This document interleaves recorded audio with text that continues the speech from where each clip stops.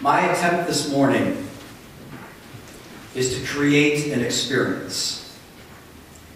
My thoughts will focus briefly on some history, theology, and connecting us to the story. But my prayer is that it will lead us all toward an encounter with God this morning at the communion table. The story starts back about 1,000 years before Jesus with Hannah. The story of Hannah, we are told, is that the Lord had closed her womb. She desperately longed for a child, and if granted a child, she promised to offer him to the Lord all the days of his life. She eventually gives birth to Samuel, whose name means heard by the Lord. And shortly afterwards, she dedicates him to the priest Eli. We are then told in 1 Samuel that Hannah brings forth a joyful prayer because of the gift that she has been giving. And her rejoicing in this gift will be very similar to the Advent praise and prayer we hear from Mary in just a few short weeks. As Samuel grows into a boy, as he's under the tutelage of Eli, he hears a call from the Lord, and things get very interesting now. But it is through the wisdom of Eli, the priest, that he begins to discern God's call on his life.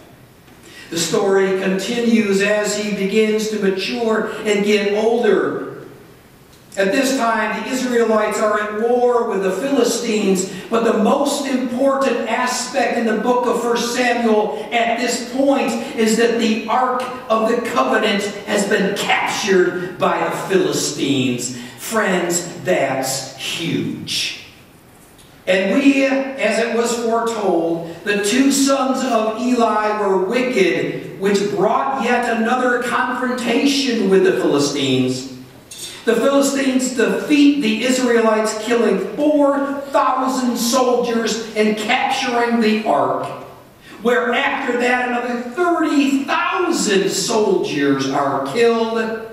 And it was predicted Eli's two sons were killed, which led to the very death of Eli himself.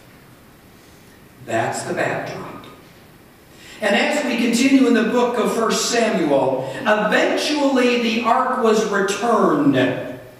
It was returned to the Israelites because God was intervening. I suppose being afflicted with boils and tumors, the Philistines must have figured out that the Ark of the Covenant wasn't all it was cracked up to be. But we are told that the people under Samuel had a change of heart. We are told they put away their false gods and served only God.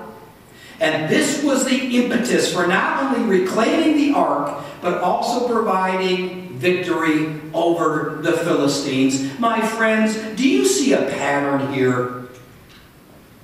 Where people rebel, where people commit atrocities and sin, God intervenes, God restores, the people sin, the people are redeemed and are restored. The pattern continues. But enough of the history lesson. My goal this morning is not to provide a book report, but rather an experience. So here they were, the Israelites. Victory was theirs. The Ark of the Covenant was with them. Their sorrow had turned to joy. So Samuel decides to commemorate the moment before the people start freaking out again and asking for a king to rule over them, which leads us to Saul.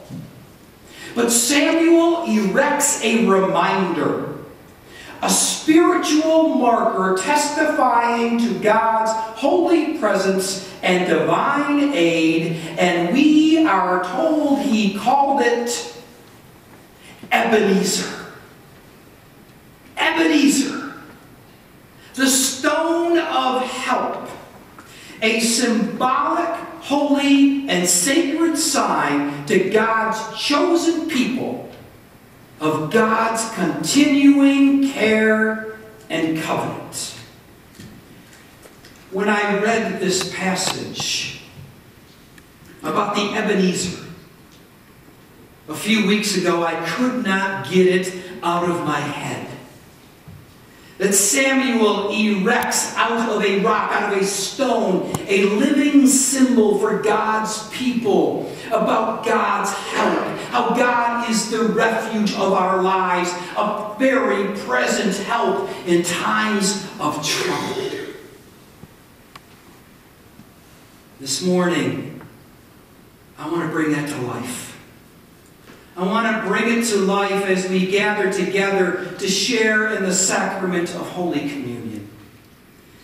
This morning we will commune as we always do. We'll have 2 stations here. We'll have another usher out in the sanctuary to serve those that cannot come forward. But I'm going to ask that after you commune, you will see on both tables to my left and to my right, Ebenezer's. You will see stones on each of these stands, and I hope you will take time to claim one as your own. As a reminder of how God has brought you to this place, how God has helped you through the years, and how God promises to help you from this day forward. Came across these stones, and they're all different. They're different colors, different sizes, different shapes. And I don't know what's going on in your life today, but you might want to take a boulder. You might want to go home and grab another rock. My hope is that you will pause at the table to look at which stone speaks to you. Which stone is your stone is a reminder that God is your help. And my prayer is that if you take a big rock or a larger rock, that you'll put it somewhere where you'll see it constantly. It might be at your nightstand. It might be at your desk. Whatever it might be, there are also smaller stones. You might need a teeny-weeny stone to put in your pocket, to put in your purse, to put that as you put your hand in your pocket throughout the day, you will be reminded of your Ebenezer, that you will be reminded of God's help in your life. And here's my hope for this experience. You see, when we understand that God is our rock, that God is our refuge, our very present help in moments of trouble, somehow our hearts become filled with gratitude. Somehow we become more thankful. Somehow our lives begin to offer thanks in ways they didn't previously. And my hope is that as you come to communion this morning, as you grab your stone of help, and as you put it wherever you want to put it, my hope is that for the next 2.5 weeks, we concentrate on that Ebenezer.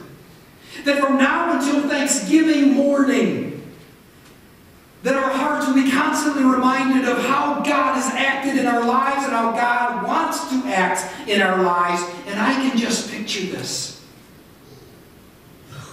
I can picture these stones, these Ebenezers, at your Thanksgiving table.